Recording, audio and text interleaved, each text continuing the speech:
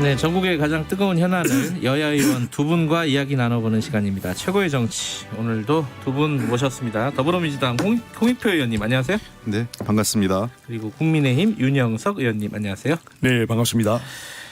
유튜브 라이브 열려 있습니다. 실시간 방송 보실 수 있고요. 문자 참여 기다립니다. 짧은 건 50원, 긴 건 100원, 샵 9730으로 보내주시면 저희들이 대신 질문해 드리겠습니다. 스마트폰 콩 이용하셔도 좋고요. 얼마 전부터 저희들이 룰을 정해서 뭐 룰이라고 별거 없고요. 자, 한 분의 발언 시간을 최장 3분 이상 안 드리겠다. 너무 길어지면은 듣는 분들이 힘드시니까 그거니까 그것만 좀 배려를 해주셔서 유념하시고 말씀을 가급적이면은 간략하게 해주시면 고맙겠습니다. 3분쯤 되면 저희들 신호를 드릴 거고요. 자, 오늘 윤석열 총장 그리고 뭐 추미애 법무부 장관 이제 뭐 청와대도 이제 슬슬 개입 뭐랄까요 이 등장 인물로 거론이 되고 있습니다. 이제 차관도 임명을 새로 하고 이제 징계가 끝나면은 대통령이 뭔가 결정을 해야 되는 시간이 다가오고 있다 이런 얘기도 나오고 있고요. 계속 하는 얘기인데 저희들이 이제 기자들이 나왔을 때도 그렇고 두 분이 나왔을 때도 그렇고 이 얘기 좀 그만했으면 좋겠다. 근데 뭔가 좀 이제 매듭이 지어져야지 그만하긴 할 텐데 오늘은 그래서 뭐 앞으로 진행되는 상황에 대해서 좀 얘기를 해보죠. 뭐 어떻게 마무리를 해야 될 것인지 그리고 뭐 징계위 이런 부분에 대한 얘기들 앞으로 진행되는 얘기들을 조금만 해보겠습니다. 먼저 이제 업무 복귀를 했죠. 법원이 판단을 내려서 이제 뭐 직무 정지가 타당하지 않다라는 판단을 내려서 윤석열 총장이 업무 복귀를 했는데. 뭐 여기서 끝나는 거 아닙니다. 당연히 징계위원회가 곧 내일 열릴 거라고 했는데 그것도 좀 미뤄질 것 같은 분위기고요. 그런데 지금 그걸 위해서 지금 법무부 차관을 내정을 했어요. 지금 청와대가. 근데 법무부 차관에 대해서 또 논란들이 생기고 있고. 자, 여기서 얘기를 좀 출발을 해보죠.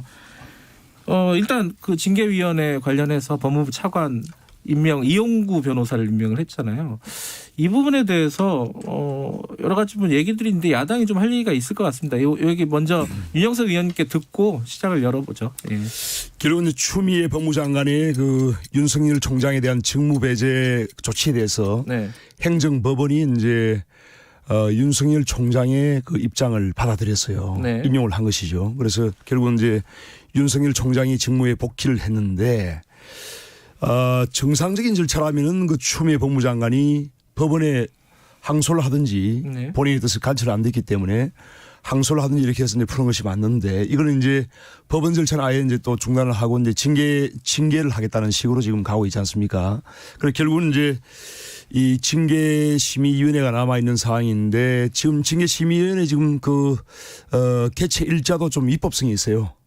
형소법에 위반되는 겁니다. 5일 이후에 그 공식 송달된 5일 이후에 개최를 해야 되는데 이게 지금 그 법에 위반되는 거예요. 그리고 이제 징계위원회의 위원으로 있던 고기영 차관, 예. 법무부 차관이 이제 결국은 뭐 사표를 했는데 그 뜻은 윤석열 총장에 대한 징계가 부당하다는 그런 내심의 의사표시를 한 것이죠. 네. 그래서 사표를 내버렸죠.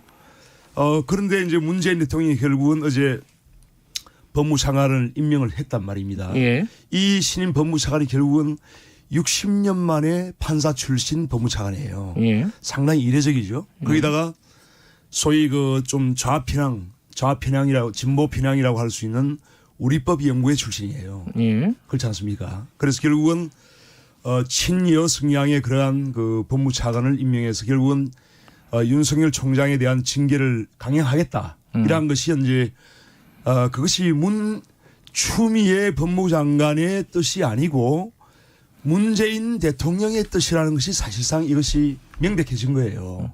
그래서 문재인 대통령이 그동안에 본인이 소신이라고 하면서 검찰총장 임기는 보장돼야 된다. 왜냐하면은 검찰의 정치적인 중립성이 중요하기 때문에 그것이 가장 본질적인 것은 총장 임기를 보장하는 것이라고 본인이 책에서도 썼고 또 국민들한테 약속을 했습니다. 그런데 그러한 이제 그러한 표면적으로는 외부적으로는 그렇게 얘기를 하면서 실제적으로는 검찰총장을 해임시키기 위해서 결국은 친여 성향의 법무차관을 임명했다고 볼 수밖에 없고 지금 징계심의위원회 위원 명단도 지금 공개를 하지 않고 있습니다. 그래서 이것이 결국은 문재인 대통령 또 추미애 장관의 뜻대로 윤석열 총장을 몰아내기 위한 그러한 지금 조치를 가고 있다. 결국은 윤석열 총장은 지금 법치주의를 지키려고 하는 것입니다.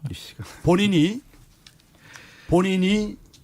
법치주의의 마지막 보루라고 생각하는 거예요. 예. 법치주의는 개인의 자유와 인권을 보장하는 것인데 결국은 이제 검찰총장이 이렇게 이제 정권에 의해서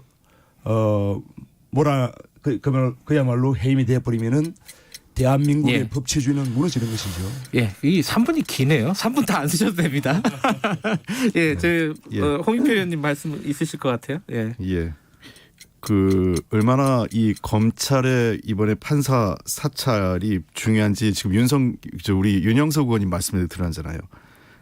이용구 법무부 차관에 대해서 우리법 연구회 소속이니까 좌평양, 진보, 여권 성향 이렇게 말씀하시잖아요. 결국은 이런 것들이 지난번 그 법원 판사 사찰 문건에 이런 게 나왔죠. 검찰이 조직적으로 했던 게 윤석열 총장의 지시하에 이루어진 거죠. 그러니까 보세요. 이렇게 얘기가 되잖아요. 그러니까 즉 이런 구조가 뭐냐면 어떤 판사에 대해서 네. 이 사람은 우리법 연구에 소속이고 진보 성향이다라는 거를 검찰이 법조기자단에 흘려요. 네. 그럼 법조기자단이 그걸 기사를 쓰면 야당 정치인들이 그걸 받아가지고 이 사람은 부적절하다 이렇게 얘기하는 겁니다. 이게 결국은 전형적으로 어떤 사람이 단 늘 민주주의 야당이나 보수로 얘기하는데 어떤 사람이 헌법의 가치인 사상과 양심의 자유를 갖고 부적절하다 이렇게 얘기를 하고 있는 건 전 잘못됐다고 생각을 합니다. 그래서 신임 법무부 차관에 대한 논의를 끌고 가는 그 논쟁 자체가 네. 일종의 또다시 절차적 뭔가 이 시비거리를 만들기 위한 일부 보수 언론과 야당의 기획된 문제제기다 이렇게 저는 생각을 합니다. 예. 그 부분은 어떻게 보세요? 지금 백운규 장관 전 장관 변호한 거 말씀하시죠? 예, 그러니까 원전 수사 관련된 변호인을 맡았었다. 이거 근데 이해충돌 문제. 그거하고 그 변호사 시절에 그걸 맡았던 거하고 무슨 관련이 있냐는 거예요. 상관없다. 그래서 제가 보기에는 이 문제는 그러니까 시비거리를 만들기 위해서 예를 들면 법무부 차관 되면 당연히 사임계 내고 이제 안 하겠죠. 네. 그래서 그 문제를 갖고 문제 삼는 건 좀 적절치 않다고 생각을 하고 그러면 네. 만약에 기존에 어떤 사람이 공직에 갈 때 과거 그 사람이 변론을 했던 걸 다 문제 삼기 시작하면 한두 끝도 없는 거죠. 과거에 보수당 시절에 네. 야당이 집권했을 시기에 했던 사람들이 옛날 공안 사건에 관련돼서 뭐 예를 들면 그 유서대필 사건에 관련된 자가 지금도 국회의원 하고 있는 분도 계시고 장관도 하고 그런 분들 많잖아요. 그러니까 저희들은 그런 것들을 일일이 다 따지기 시작하면 다 부적절한 사람 시비거리를 만들기 위한 거고 네. 그 이후에까지 그에 영향력을 주느냐 안 주느냐가 핵심이라고 저는 생각을 합니다. 예. 예, 그다음에 유현석 아니, 제가 잠깐만요. 아직 안 끝났습니다. 아직 안 끝나셨대요. 예. 끝난 줄 알았어요. 예. 죄송합니다. 아니 제가 얘기를 이름을 말씀하시길래 제가 말씀하신 거예요. 예. 아직 제 시간 제 시간 빼주세요. 굳이 말씀하실 필요 없어요. 아니 제 시간을 하고 사회자께서 제가 얘기를 하니까 제가 말씀드린 거예요. 시간 가고 예, 있습니다. 예. 자, 유영석 의원. 요 시간 빼고 별도로 하겠습니다. 홍익표 의원님. 예. 자, 그래서 저는 이번 절차는 이후에 이제 징계위원회 구성이 돼서 성립이 돼서 일단 예정이 내일이니까요. 네. 한 차례 할지 한두 차례 더 할지는 조금 더 예정이 돼 있는 것 같아요. 네. 그래서 징계 절차에 따라서 판단이 이루어지면 법무부 장관이 그에 대해서 최종적으로 결정을 하는 겁니다. 자꾸 이 문제를 대통령이 결정한다라고 하는 것은 또 다른 프레임을 대통령을 끌어들이기 위해서 하는 건데요. 권한은 법무부 장관에게 규정상 있습니다. 네. 법무부 장관이 징계위원회 결정을 받아서 법무부 장관이 결정을 하는 거고 예. 대통령에게 보고하는 거고요. 대통령은 특별한 절차상 하자가 없다면 법무부 장관의 의견을 수용하는 것이 이후의 절차인 겁니다. 그래서 앞으로 있을 법무부 징계위원회를 좀 차분하게 지켜보면서 관련된 내용을 봐야 되고요. 두 번째는 이미 몇 가지 사안이 형사수사까지 가 있는 부분이 있습니다. 윤석열 검찰총장 관련돼서 그런 부분들이 어떻게 수사가 진행되는지까지 보면서 윤석열 총장 문제를 이제는 법 절차, 하나는 법 절차, 하나는 법무부 내부의 관련 징계 절차 등에 따라서 결론이 나지 않을까 생각됩니다. 유영석 의원님 할 얘기 있으신 것 같아요. 예. 지금 왜냐하면 이제 지금 추미애 장관과 또 이제 이번에 문재인 대통령이 법무부 차관 신임 인사를 강행을 함으로써 명백히 드러난 것이 문재인 대통령이 지금 윤석열 총장 찍어내기에 지금 앞장서고 있다고 저는 생각합니다. 예. 그래서 이제 이렇게 하는 이유는 결국은 이제 지금 서울행정법원에 이제 윤석열 총장의 직무 배제 조치에 대한 이제 소송 제기하면서 윤석열 총장 측에서 내건 이제 변론 내용을 보면은 결국은 이제 윤석열 총장이 반정부 수사, 그러니까 정권에 부담이 될 수 있는 여러 가지 네. 월성 1호기 어떤 조기 중단에 대한 그런 폐쇄 결정에 대한 수사, 그리고 울산시장 부정선거에 대한 그 조사를 하기 위해서 네. 청와대 비서관들을 조사하고 수사하고 또한 압수수색을 하고 네. 이러한 행위, 그리고 라임 옵티머스 사건에 관한 그 친여 현재 여당 소속 국회의원들 정치인들의 그런 뇌물수수 행위 이런 네. 거에 대해서 지금 그 강력한 수사를 하다 보니까 결국은 여기에 대해서 이제 정권에서 누명을 씌워서 네. 검찰총장을 쫓아내려고 하는 것이다, 이렇게 변론을 했습니다. 윤석열 총장 입장에서 여기에 대해서 이제 결국은 그 서울행정법원의 판사가 조미연 판사가 결국은 판결을 그러한 윤석열 총장 측의 그 주장을 다 인용을 한 것이죠. 그래서 결국은 이제 추미애 장관의 직무배제 조치가 무효다, 이렇게 이제 그 인용 결정을 한 거 아닙니까? 예. 그래서 이거는 상당히 법원에서도 그 윤석열 총장 측의 그런 입장을 지지를 한 거예요. 결국은 그 내용을 보면은 윤 총장 직무부재에 따라서는 검찰총장의 공백이 생길 수 있고, 그다음에 검찰의 정치적 중립성이 훼손될 수 있기 때문에 결국은 그러한 조치가 불가하다, 이렇게 이제 판결한 거 아니겠습니까? 예. 그래서 이러한 것을 보면은 지금 상당히 이제 문재인 대통령과 추미애 법무장관의 이러한 그 윤석열 몰아내기가 굉장히 법치주의를 훼손하는 것이고 헌정을 파괴하는 것이에요. 그렇기 때문에 법원에 의해서 이것이 무리하다는 것이 판결났음에도 불구하고 그걸 완전히 무시하고 또 지금 징계위원회를 한다는 것은 제가 보기에는 이거는 뭐 그야말로 권력의 농단이라고 볼 수밖에 없는 것이고, 예. 지금 이 1심 우리 행정법원의 그 판사가 보면은 저 대학 동문이에요. 그런데 저 잘 알죠. 87년도에 예. 백기환 후보 그 민중 후보 네. 지지 활동을 한 사람이에요. 조미연 판사 말씀하시는 거예요? 그렇죠. 네. 그래서 이 상당히 이제 그런 진보적인 그런 판사임에도 불구하고 지금 추미애 법무장관과 문재인 대통령의 이런 그 법치주의 파괴 행위에 대해서 당당히 맞서가지고 이런 네. 판결을 한 것은 굉장히 높이 살 수가 있고, 이러한 것을 존중을 해야 됩니다. 알겠습니다. 법원의 여기까지. 판결을 존중하지 않고 여기까지 됐습니다. 그래, 3분 됐습니다. 예. 네. 징계를 하겠다는 것은 예. 말씀하세요. 자, 홍익철 제 의원님. 시간입니다. 뭐 아니, 저 과거 이렇게 자꾸 이렇게 그 어떤 한 분의 과거 기억력까지 자꾸 들춰내기 시작하면 예. 뭐 저는 뭐 조미연 판사에 대해서 잘 모르고 그분이 네. 얘기하는 건 아니고요. 과거에 뭘 했냐, 과거에 진보적이었다가 지금은 훨씬 더 이상한 데로 가 있는 사람도 많이 있습니다. 아니야 그게 아니라 예를 들면 김문수 지사 같은 경우 보면 예. 그 얼마나 많이 가는지 모를 수 있는데 저는 물론 조미연 판사 판단을 존중합니다. 예. 뭐 이게 나쁘다고 생각하는 건 아니고요. 다만 예. 지금 윤석열 의원님 말씀하신 것 중에 좀 오해가 있는 거는 윤영석 의원님 죄송합니다. 윤영석 의원님 말씀에 예, 예, 약간 예. 오해가 있는 거는 예. 이 조미연 판사를 비롯한 이 재판부의 판단이 네. 그 변호인들의 변론을 전부 다 인용한 게 아니고요. 네. 본인들은 그런 본안에 대한 판단하지 않겠다 그랬어요. 네. 그러니까 윤석열 총장에 대한 그 사찰에 대해서도 그거는 이 위법성 여부에 대해서는 저 별도로 판단하는 거고, 다만 이렇게 직무배제를 할 만한 시급성이 있느냐 또는 그에 따른 또 다른 그 어떤 공익성의 피해가 우려되는 게 있느냐, 그 네. 정도이기 때문에 예. 이것은 직무배제는 하지 말고 징계의 절차와 나머지 문제가 된 예. 형사고발된 사건의 재판 결과에 따라서 결론이 날 것이다, 이런 판단을 한 겁니다. 네. 그러니까 지금 말씀하신 것처럼 윤석열 그 검찰총장이 제기된 모든 문제가 면죄부를 받은 건 아니다, 이런 네. 말씀을 드리고 싶고요. 저는 하여간 말씀드리고 싶은 거는 윤석열 검찰총장에 대해서 얘기할 때 지금 우리가 이번 사건을 자꾸 추미애 윤석열과의 그 사적인 갈등, 예. 개인적 갈등을 몰아가서 안 된다. 이게 검찰 권력에 대해서 우리가 어떻게 해야 될 건가 하는 문제를 좀 봐야 될 것 같아요. 몇 가지 신화인데요. 검찰의 독립성 문제, 검찰 독립성 있어야 되겠지만 검찰이 독립성이란 미명하에 자기들의 기득권, 그리고 검찰 기소 수사권의 그 독점권이란 막강한 권력을 유지하려는 기득권 유지의 독립성을 외피로 활용하고 있는 것 아니냐 하는 문제 제기가 있을 수 있어요. 그러니까 검찰의 독립성과 함께 민주적 통제를 어떻게 조화롭게 할 거냐 하는 문제가 있고, 두 번째는 지금 현재 검찰과 관련된 여러 가지 이 개혁 과정이 있는데, 이런 개혁 과정에 있어서 검찰의 저항을 어떻게 지금 극복할 건가 하는 문제가 상당히 저는 그 우리 사회에서 중대한 문제라고 생각을 합니다. 이번에 그 국회에서 법 통과가 공수처법 이번 네. 정기국회 개정안이 통과될 거고요. 그다음에 국정원법, 경찰법 통과가 될 예정입니다.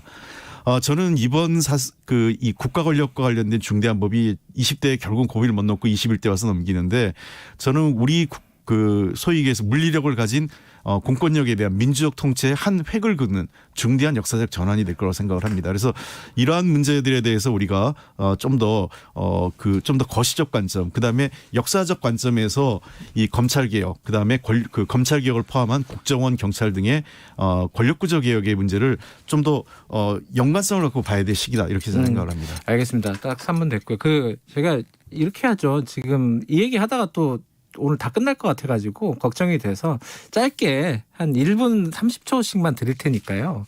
그럼 어떻게 할 거냐? 그럼 앞으로 일단 윤영석 의원께서 지금 뭐 탄핵소추 추미애 장관 탄핵소추 얘기도 야당에서 나온다면서요. 그러니까 뭘 어떻게 해야 되냐? 지금 상황을 어쨌든 매듭을 짓고 풀어야 되잖아요. 그 야당 입장에서 먼저 좀 말씀해 주시죠. 1분 30초만 드릴게요.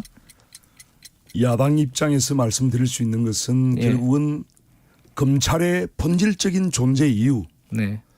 법치주의를 지키고 네. 살아있는 권력에 대한 거악을 척결하는 것이 검찰의 본질적인 임무 아닙니까? 네. 그러한 검찰의 살아있는 권력에 대한 그러한 칼을 제대로 댈 수 있는 힘있게 될 수 있는 그런 검찰을 만들어달라는 것이 저희 야당의 주문입니다. 주장입니다. 검찰이 이런 것을 지금 문재인 대통령과 추미애 법무장관은 검찰이 권력에 대해서 칼을 대니까 그 칼을 지금 뺏으려는 거 아닙니까? 결코 그렇게 돼서는 안 되고요. 예. 지금은 이제 앞서 우리 홍 의원께서 자꾸 민주적 통제 이렇게 말씀하시는데 예. 굉장히 허울 좋은 그런 미명에 불과한 것이죠. 결국은 민주적 통제가 아니고 선출된 권력에 의한 정치적 통제이죠. 이것이 결국은 정치적 중립성을 지금 훼손하고 있는 것은 추미애 법무장관입니다. 문재인 대통령이에요. 문재인 대통령이 말로는 그럴듯하게 검찰총장의 임기를 반드시 보장해야 된다고 누차 국민들한테 말씀을 해왔습니다. 네. 하지만 하나도 지금 지키고 있지 않아요. 결국은 추미애 법무장관이 해임을 하는 것을 지금 방조하고 결국은 그곳으로 지금 몰아가고 있는 것입니다. 그래서 표리부동한 이러한 그 행태들을 중단해달라는 것이 야당의 지금 주장입니다. 정확하게 1분 30초를 맞추시네요.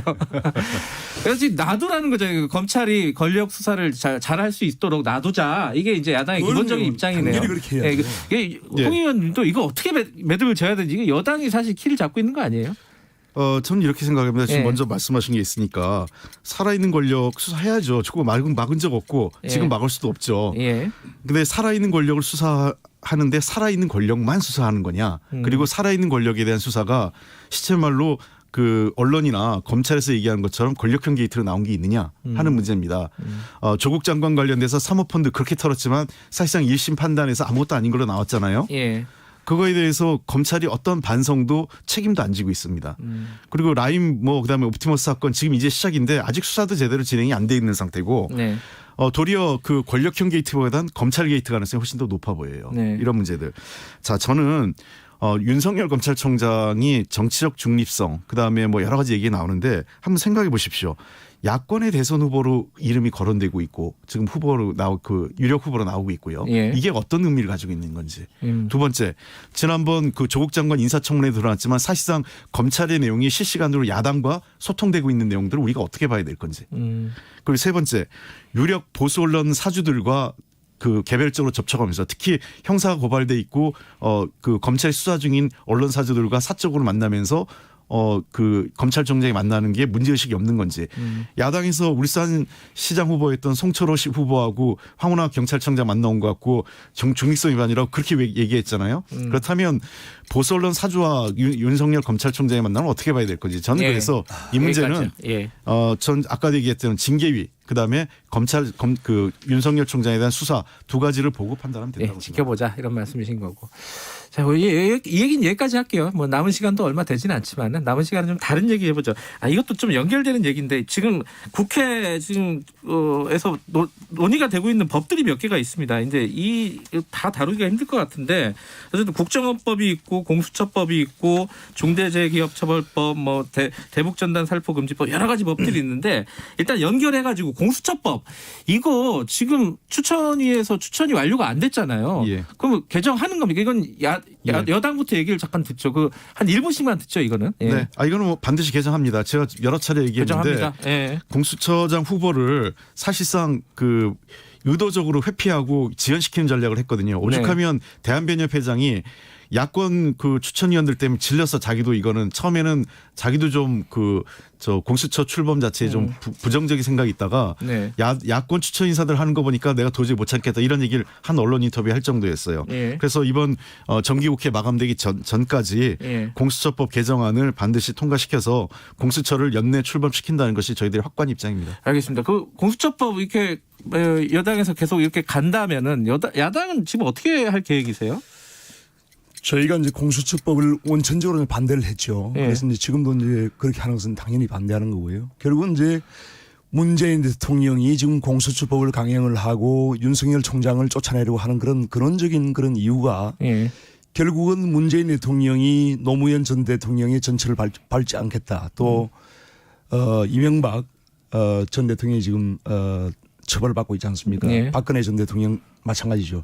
이러한 전직 대통령들의 불행을 본인이 밟지 않겠다는 그런 뭔가 퇴임 후에 두려움에서 나오는 것이라고 저는 생각합니다. 그래서 결국은 공수처도 자기 사람을 공수처장으로 심어가지고 결국은 검찰의 힘을 빼고 지금 공수처의 권한에 보면은 검찰이 수사하고 있는 수사 내용까지 이첩 권한이 있어요. 네. 공수처에. 결국은 검찰이 수사하는 이런 울산시장 하명 부정선거 사건, 월성 1호기 사건, 또 라임펀드 사건에 예, 시간 다 됐습니다. 권력자들이 개입됐을 경우에 그것을 결국은 공수처가 소기한 아닙니까? 그래서 예, 알겠습니다. 그러면 문재인 대통령의 여기까지 하셔야 돼요. 마이크가 안 나오고 있습니다 지금.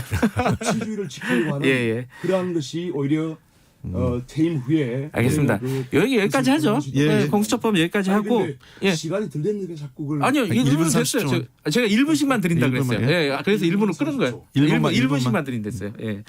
자, 요 다른 얘기도 하려고요. 이게 계속 같은 얘기만 반복이 되니까 저보다 충분히 청취자분들도- 길게 하고 계세요 오늘. 맞아요.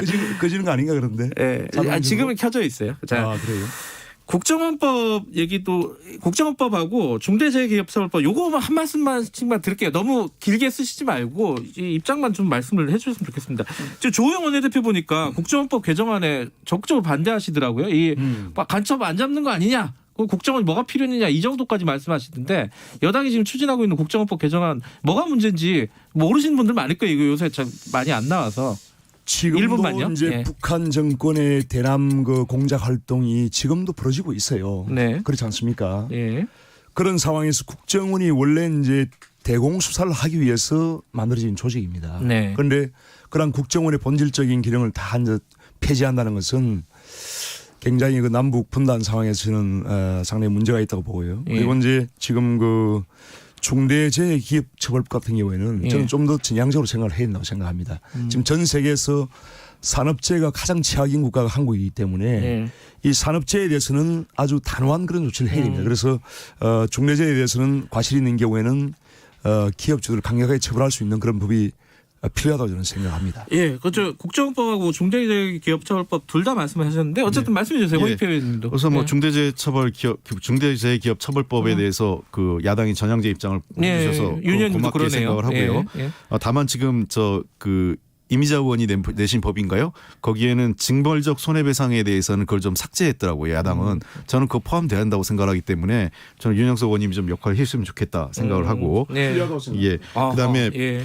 그 국정원법에 대해서는 이게 굉장히 중요한 의미를 갖고 있습니다. 해방 이후 이제 참 그 중대한 변화인데 국정원이 사실 정치권의 중심에 있었잖아요. 사찰하고 그다음에 공안 사건 조작하고 이번 사건을 통해서 크게 변화하는 것 중에 하나는 대공수사권이 경찰로 이관되는 거고요. 그러니까 국정원은 국내 수사보다는 이제는 그 해외 정보 파트에 훨씬 주력하게 되는 또 금융경제 범죄에 주력하게 되고요. 그리고 두 번째 변화는 그동안 사실상 우리 정부 들어서 안 했습니다만 IO라고 해서 국내 사찰 있지 않습니까? 네. 이걸 이제 법적으로 못하게 완전히 법적으로 이제 못하게 되는 겁니다. 예. 그러니까 그동안은 법이 개정되지 않았는데 우리 정부에서 안 했을 뿐이죠. 예. 근데 그 대공 수사권을 뭐 국정원이 안 가지고 경찰이 가져도 수사는 하는 거 아니에요? 그 어떤 문제가 있다는 근데 거죠? 그건? 국정원은 예. 이제 아무래도 이제 해외 정보와 연계해서 예. 이런 북한의 어떤 대남 그 공작 활동이 다 국제적으로 연계되어 있지 않습니까? 그렇기 때문에 이런 아무래도 경찰은 이제 국내 정보에 국한하기 때문에 예. 이런 그 해외 정보와 연계성이 필요하고요. 결국은 이제 국정원의 이런 대남 공작 활동에 대해서 북한의 대남 공작 활동에 대해서 수사를 아예 못하게 하는 것은 결국은 북한에 대해서 무장 해제를 하는 것이죠. 그렇기 때문에 이것은 이제 박지원 국정원장이 이제 취임한 후에 굉장히 무리한 조치이고 결국은 북한 정권의 문재인 대통령과 박지원 국정원장이 그야말로 이거는 뭐라고 할까요? 이하간 굉장히 그 북한 알겠습니다. 정권의 굉장히 그 뭔가 예, 시간 다 됐고요. 예, 마지막으로 방심을 하는 그런 예. 저는 아니에요. 행위가 이 문제를 좀 제도적으로 봐야 되는 예. 게요. 저희가 그 권력기관 개혁을 아까 제가 검찰 개혁, 국정원 개혁, 그다음에 경찰 개혁 다 맞물려 예. 놨잖아요. 검찰 개혁의 핵심이 뭐냐면 그 수사와 기소를 분리하자는 게 핵심이 예. 아니겠어요? 검경수사권 조정과 그 예. 검찰 개혁에 마찬가지로 국가정보원이 아무것도 안 하는 게 아니라 정보 활동 계속 하는 겁니다. 방첩 차원에서 네. 대공 관련된 정보 수집하지만 국정원이 정보 수집도 하고 수사도 하니까 이게 문제가 생겼던 거예요. 공안 조작하고 네. 사실은 그 간첩이 아닌데 간첩으로 몰아가지고 그 죄를 뒤집어 씌우는 경우가 있었기 때문에 그 국정원은 정보를 경찰에 제공하고 네. 경찰이 수사하는 겁니다. 그러니까 이거 약간의 그 권력의 분산인 거지 네. 이것을 대공 수사를 못하게 한다 이렇게 얘기하는 건 너무 과한 비판이라고 생각합니다. 알겠습니다. 이것도 정기국회에서 처리하실 생각이신가요? 예, 하려고 합니다. 알겠습니다. 이거 좀 지켜보도록 할게요. 오늘 이게 시간 재고 이렇게 맞추는 게 쉽지가 않네요. 두 분이 오면 제가 긴장이 됩니다. 사연 수고하셨어요. 예, 오늘 두 분 고생하셨습니다. 예, 감사합니다. 감사합니다. 최고의 정치 국민의힘 윤영석 의원님 그리고 더불어민주당 홍익표 의원님이었습니다. 2부 여기까지 하고요. 잠시 후 3부에서 뵙겠습니다. 일부 지역국에서는 해당 지역 방송 보내드립니다.